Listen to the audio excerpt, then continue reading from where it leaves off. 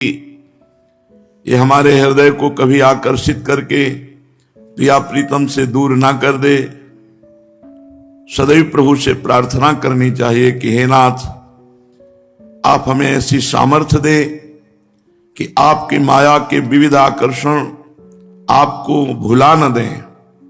कहीं मेरे हृदय में आपसे बढ़कर आपकी माया का प्रभाव न पड़ जाए, मैं आपको भूल न जाऊं, मैं आपकी स्मृति से विलग न हो जाऊं।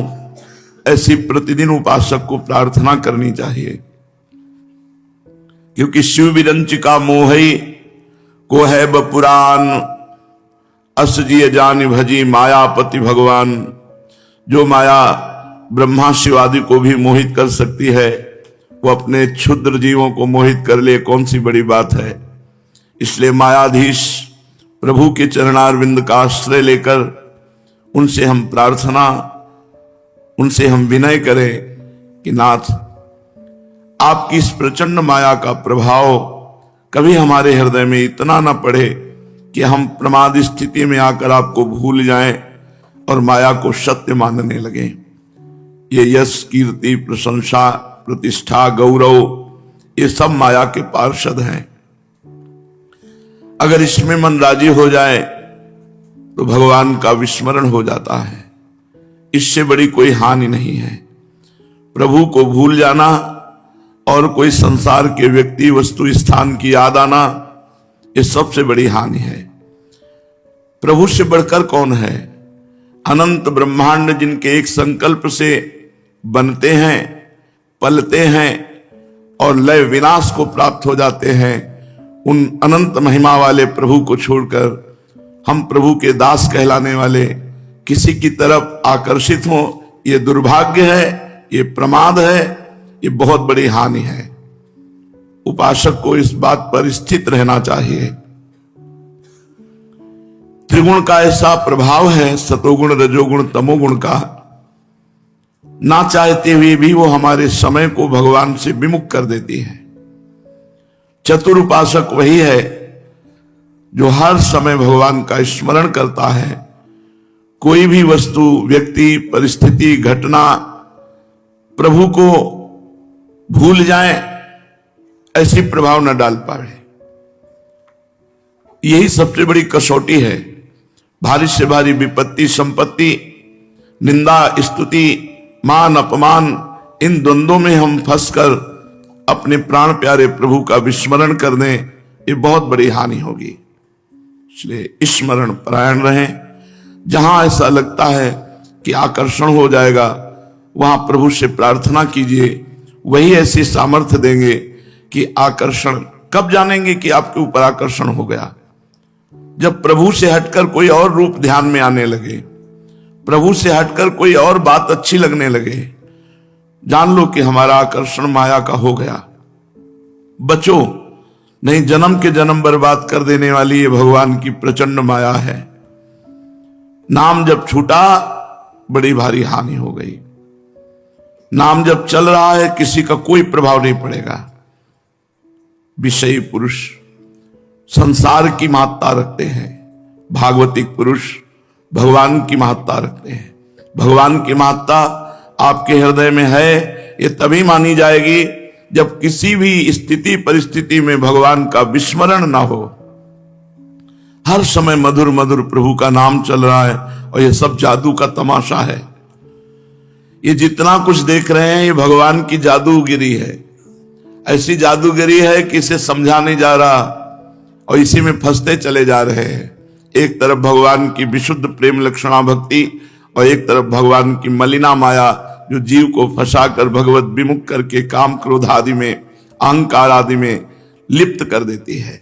इसलिए उपासक बहुत सावधान रहे। जन्म जन्मांतर से भटकते हो गए, अब हमें अवसर मिला है संसार से निकलने का, ना कि फंसने का। जिसका जितनी ऊंचाई का भजन होता है, उतनी ही ऊंचाई की फंसाओ वृत्तियां माया भेजती है। इसलिए कभी नहीं, प्रभु के सिवा हमें कहीं नहीं राजी होना, भगवान के सिवा हमें कहीं समझौता नहीं करना, कहीं हमें मनोरंजन नहीं करना। हमें जन मनोरंजन प्रभु से ही आनंद प्राप्त करना है। बने तो रघुबर ते बने, बिगड़े तो भरपूर, तुलसी और अंते बने, ताब निबे पे धूल। जो औरों से बनता है वो मुझे नहीं चाहिए, जो प्रभु से बनता है हमें वही चाहिए। ये जरूर जीवन में साधक ध्यान रखे, अन्य आश्रय न होने पावे, अन्य चिंतन न होने पावे। आश्रय और चिंतन यदि प्रभु का तो भगवत प्राप्ति निश्चित। श्रीपाद प्रबोधानंद जी महाराज कह रहे हैं, यदि आपने वृंदावन का आश्रय ले लिया जो त्रिगुण माया से विजय प्रदान कराने वाला है, विदुरे त्रैगुण्या दथ विमल विद्यामय परे, महानंदे वृंदावन भुवि सुकंदे रस तरो, अमर्यादा राधा चरण परिचर्याम रस महा, महोदिद्वंद्वा हृदि परम धन्या स्फुरतु वह।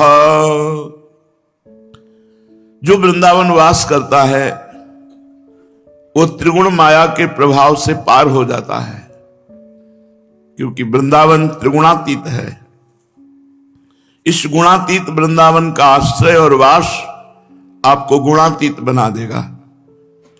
ये वृंदावन धाम त्रिगुणमयी माया का रचा हुआ नहीं है, बहुत दूर माया से ये चिदानंदमय धाम है। ये मानो रस का वृक्ष है, वृंदावन रस का वृक्ष है और इसके फल हैं श्री श्यामा श्याम। यदि हम वृंदावन रूपी वृक्ष का सेवन करेंगे तो हमें श्यामा श्याम रूपी रस का रसास्वादन करने को मिलेगा। जब वृंदावन का एकमात्र आश्रय ले लिया जाता है, भले शरीर से वास न हो, कहीं दूर रह रहे हो, लेकिन आश्रय वृंदावन का है, भरोसा वृंदावन का है, तो वृंदावन अमर्यादा राधा चरण परिचर्याम रस महा, वेदातीत गोरे चरणारविंद गौरांगी प्रिया के जो हैं इनकी दासता प्रदान कर देता है। आगम निगम पुराण इनसे परे जो तत्व है, प्रेम रस तत्व स्वरूपा श्री स्वामिनी जू के चरणों में केवल वृंदावन की रजरानी से प्रेम होता है। जो अनन्य निष्ठा आती है वो वृंदावन रज का सेवन, वृंदावन के सेवन से आती है। राहो को काहू मन ही दिए, मेरे प्राणनाथ श्री श्यामा शपथ करो तृण छिए। इसमें आखिरी पंक्ति में महाप्रभु हरिवंश चंद्र जू कहते हैं, जैसे हित हरिवंश अनंत सच नाही बिन या रजहि लिए। बिना वृंदावन रजोप सेवी हुए आप प्रिया प्रीतम में आसक्त नहीं हो सकते, और बिना आसक्ति के लीला में प्रवेश नहीं, स्वरूप बोध नहीं। अगर ये दोनों नहीं हुए तो जीवन शून्य ही तो रहा। न तत्व बोध है, न चरणों में प्रेम है, न देहाध्यास छूटा, तो फिर क्या मिला हमें हमारे मानव जीवन की साधना में। इसलिए उपासक माया पर विजय प्राप्त करना बहुत कठिन है। त्रिगुणमयी माया से मुक्त कराने की सामर्थ्य रखने वाले वृंदावन का हम सेवन करें। वृंदावन का वास, वृंदावन की रज का सेवन, इसके प्रभाव से हमारे हृदय में लाडली जू के चरणारविंद की प्रीति उदय हो जाएगी। श्रीपाद करें, अमर्यादा राधा चरण परिचर्याम रस महा। उस प्रीति से युक्त हृदय वाले को श्री किशोरी किशोर जू के श्री अंग की सेवा का अधिकार मिलता है। परम धन्या स्फुरत हुआ, धन्य है हृदय उनका, परम धन्य है जिनके हृदय में गोरे चरणारविंद का आश्रय और ध्यान है। ध्यान से देखो तो भाव जितना है आपका, उसके अनुसार झांकी दिखाई देने लगेगी। यदि संपूर्ण भाव हो जाए तो झांकी नहीं, साक्षात दर्शन होते हैं, वार्ता होती प्रभु से। पर उसके लिए पूर्ण अनन्यता चाहिए। त्रिभुवन में कहीं भी किसी से भी अपनापन न रह जाए, न द्वेष रह जाए, उसको ये रस प्राप्त होता है, उसको श्रीअंग सेवा का अधिकार प्राप्त होता है। चाहे स्त्री हो या पुरुष, वनिता पुरुष भाव मिट जाए, सेवै ललितादिक के भाई। स्त्री पुरुष देहाभिमानी भाव मिट जाए और मैं प्रियाजू की सहचरी हूं, ये भाव का दर्शन करते हुए आठों पैर उनकी सेवा में रहे। पुमर्थास चत्वारो दिश दिशि विधायांजलि पुटम स्थिता सेवो शुक्याद भजत चा विभूतिर भगवतः अमंदा नंदामधि प्लुत मधुर वृंदावन बने सदा राधा कृष्णो स्मृति रति सारेन सुकृति। सुकृति कोई बड़ा पवित्र हृदय वाला पुण्यवान ही निरंतर राधा कृष्ण का स्मरण कर सकता है। अगर भगवत प्रीति चाहिए तो निरंतर भजन चाहिए। ऐसे काम चलाना तो बात अलग है। भगवत प्रीति चाहिए तो निरंतर भजन चाहिए, और भजन में बुद्धि यदि नहीं लगती तो बस प्रपंच में लगती है। शास्त्र की प्रमाणित वृत्ति धारण किए बिना भजन नहीं होता, शास्त्र के अनुसार चला जाता है। आज लोग शरीर पुष्ट हो और भोग भोगने को मिले, बस दो ही आंतरिक वृत्तियां प्रबल हो रही, यही समझा जाता है कृपा। शास्त्र प्रमाण जीवन, महापुरुषों का संग, नाम का रंग, प्रीति अभंग, ये दुर्लभ हो रहा है। इतनी बुद्धि शरीर पुष्टता और धन के लिए भ्रष्ट हो जाती है कि यह भी समझ में नहीं आता कि शास्त्र विधान क्या है। बस संसार केवल भोग भोगना चाहता है। जो भोग में सुख है वो भ्रमात्मक है, और जो योग में सुख है वो सत्य है। योग क्या है? तेषाम सतत युक्ता नाम भजताम प्रीति पूर्वकम ददामि बुद्धि योगम तम येन माम उपयांति ते। जो सतत भगवान का भजन करता है उसे योग प्राप्त होता है। चलो संसार के भूले हुए जीव भूल जाए तो भूल जाए, लेकिन तुम जिन भूलो मालाधारी, और भूले तो भूले, भेष धारण करने वाले अगर भूल गए तो फिर क्या होगा? गाइड करने वाला ही भूल जाए तो फिर हमारा रास्ता कौन होगा? तस्मात् शास्त्रम प्रमाणम ते कार्या कार्यो व्यवस्थितौ। शास्त्र प्रमाणित उपदेश होना चाहिए, शास्त्र प्रमाणित आहार विहार होना चाहिए, तभी हमारा धर्म बढ़ेगा। कैसे कैसे उपदेष्टा हो रहे हैं, कैसे कैसे धर्म गुरु जो अपने धर्म शास्त्रों की अवहेलना कर रहे हैं, कैसे भजन होगा? ऐसे ऐसे आहार विहारों का प्रचार प्रसार किया जा रहा है जिससे हमारे धर्म का नाश होता है, जिससे हमारी भजन वृत्ति नष्ट होती है। पुमर्थास चत्वारो दिश दिश विधायांजलि पुटम। यदि धर्म से चलोगे, पवित्र आहार करोगे, भगवान का नाम जप करोगे तो तुम्हारे हाथ में रखा जो चाहो वो प्राप्त कर लो। जब अंततो गत्वा मृत्यु होगी ही तो न तुम्हारा शरीर तुम्हारे साथ जाएगा, न तुम्हारा वैभव तुम्हारे साथ जाएगा।